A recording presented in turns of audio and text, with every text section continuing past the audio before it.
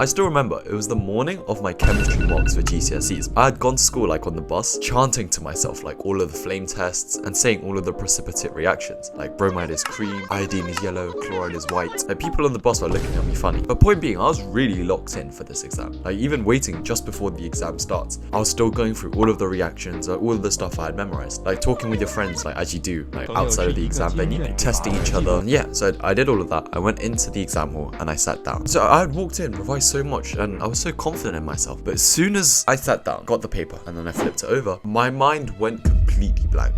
And I mean completely. I was suddenly second guessing myself on questions that should have been so easy. I was mixing up the most basic things. What color was potassium again? Wait, was reduction gaining or losing electrons? And from there, it was just a downward spiral. Everything I had spent weeks before revising suddenly wasn't there. Even the cream, even the precipitate reactions, like bromide is cream, like I forgot all of that, although I had just come to school. And the exam just ended up passing in a haze, and I fumbled. I choked. And it was one of the worst experiences ever. It had me thinking about the McDonald's applications that I'm gonna have to write as soon as I like get home.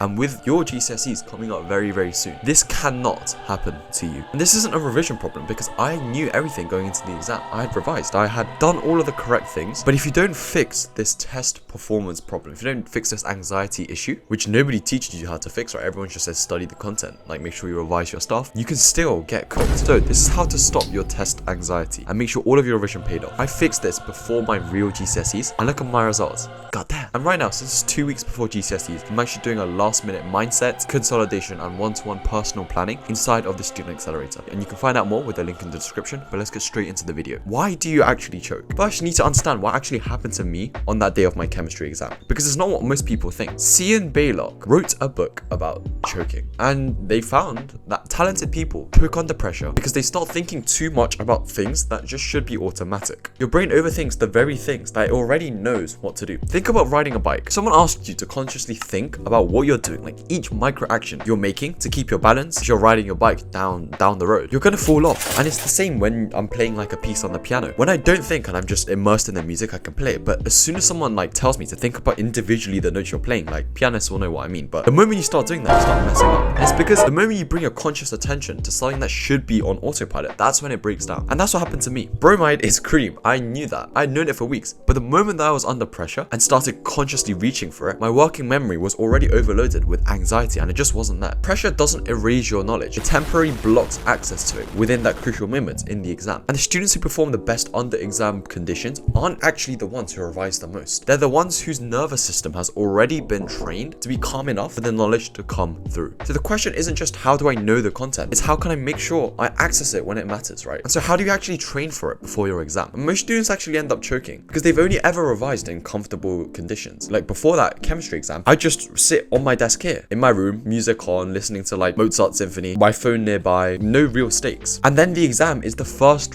real time that my nervous system had to perform under actual pressure. And of course it panics because it's never been there before. And so the fix is stress inoculation, which sounds pretty intense, but it just means this: do your past papers properly. Like everyone says past papers are so good, like the glaze on past papers is insane, and I might be partly responsible for that, and they're great, but you have to do them properly under exam conditions. No phone, no music. Sit down and do the full 2-hour papers in one go, because every time you do a paper like that, you're showing your brain that this situation is something I've done before and is far more doable, and so that by the time you walk into the exam, it's not you. Your body's already been there like 3, 4, 5 times, and the panic is far less. It's kind of like this. I just thought of this analogy, but like just think back to the first time you guys probably learned how to swim when you were a baby. First time you probably got chucked into the water. That's probably really scary, right? But once you've done it like 3, 4, 5 times, suddenly it's not that bad. Whereas imagine if instead of learning like how to swim by actually swimming, you're just watching YouTube videos and you're expecting that to prepare yourself for the actual swim, your first ever swim. That's not going to work. And that's kind of like doing past papers, not in exam conditions, and expecting it to translate into the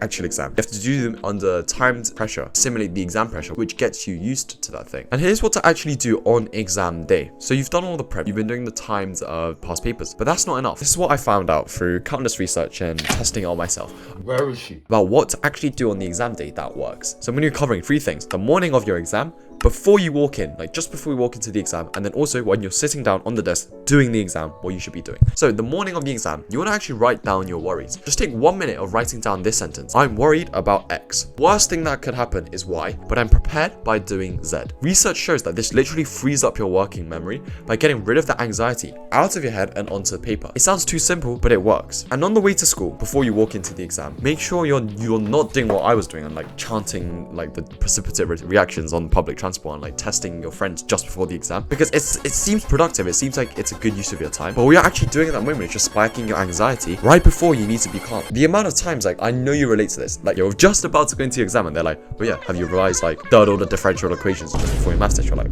what? And then you start panicking. That is not what you want. You've done all the past papers you could do. You've nailed your topics. And research shows anyway that like stuff you learn or like cram or test yourself just before the exam, like the day of the exam, it doesn't end up helping you anyway. Trust your knowledge because you've done the work. You're not going in empty-handed. Your job is to stay calm and let that come out. And then arguably the most important, when you're actually in the exam and sitting it. And I guarantee that this will happen to at least half of you watching this video. You'll go through the questions, you'll be doing it, you'll get to a question and your mind will just go blank. And here's what you do. Skip it instantly. Circle it and move on. Don't let that spiral. These are some underrated tips, but if you're really struggling with like a question, or it's like a really big question, for example, it's like an unskippable one because you need to do that to like move on, but you know it's there, but you're just kind of having a mind blank. Here's some like tips that really work for me. I put my hand up in the exam and I say I need to go to the toilet because you're allowed to in the UK anyway, and I'm pretty sure around the world nowadays. And you just walk to the toilet, you know, walk around a bit, and then you come back, and then that takes like what, 1-2 minutes. But the action of like locomotion, so like walking, just really helps like free up your mind, and for me it works really well.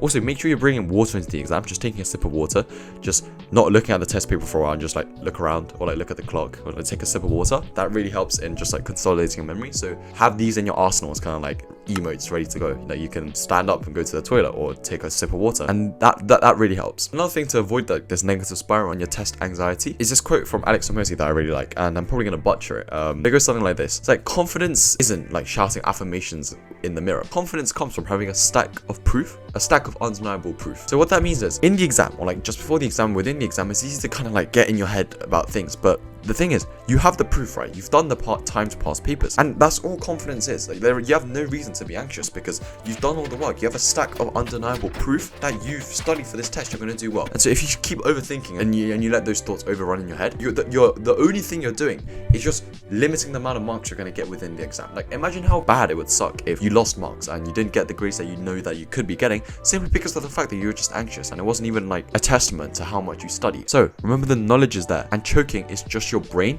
being blocked, not empty. And do not let that block, that spiral, ruin your exam, because that's exactly what happened in that chemistry exam. One blank answer didn't mean that I had forgotten everything. It just meant that my working memory was temporarily overloaded with that one question, but I let it spiral. I like stuck to that question, and that's what initiated that. So now you know what you have to do. So remember, you've put the work in, the revision is done. It's not happening right now. The only thing standing between you and your grade that you deserve is whether you let anxiety erase it on that day. And so remember to fix your past paper conditions. Actually train yourself in real exam conditions. Write your worries on the morning of the exam. Close everything as you go to school and before you walk in. And then if your mind goes blank within the exam, now you have like a series of stuff that you can do to combat that. Circle it, move on, go for a walk, take a sip of water. I choked in my mocks, but I didn't choke in my GCSEs, like the real things. Same knowledge, just the completely different way of how I approach the day. You've got this. And if you want actual help with the revision side of things, how to make past papers count, how to retain everything, how to build a plan for the next 2 weeks, that is exactly what the Student Accelerator is. And that'll be linked in the description. And whether or not that's for you, go and do a timed past paper today. Proper condition. That's the most valuable thing that you can do right now. I hope you found this video helpful, and as always, I'll see you in the next one. Oh yeah, by the way, I have the #1 free school community as well. Oh, actually, no, cut that out, bro. I already